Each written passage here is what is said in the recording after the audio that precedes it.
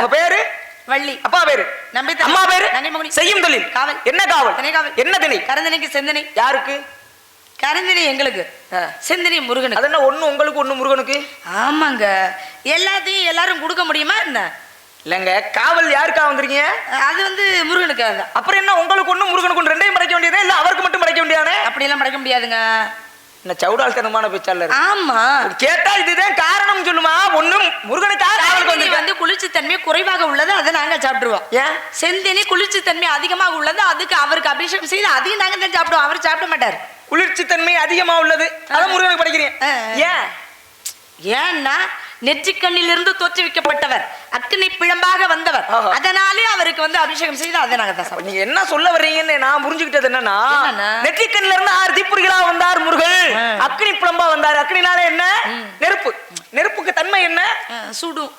அப்போ சூடு. அப்ப முருகன் சூடா இருக்கிறாரு.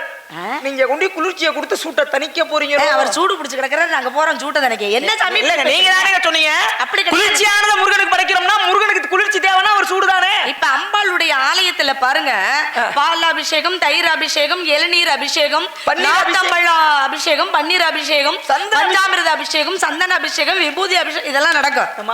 ஏன் ஏன் அதெல்லாம் நடக்குது? அம்பாலை குளிர்விக்க வேண்டும்.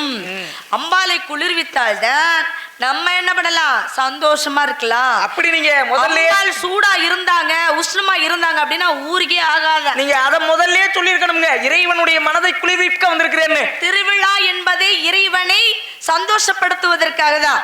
மகிழ்ச்சியாக இருக்க வேண்டும், இறைவனும் மகிழ்ச்சியாக இருக்க வேண்டும். 10 மக்கள் ஒன்னா கூடி வணங்குறோம் அப்படின்னா அதை பார்த்தோன்னே தெய்வம் சந்தோஷம் அடைவாங்களா?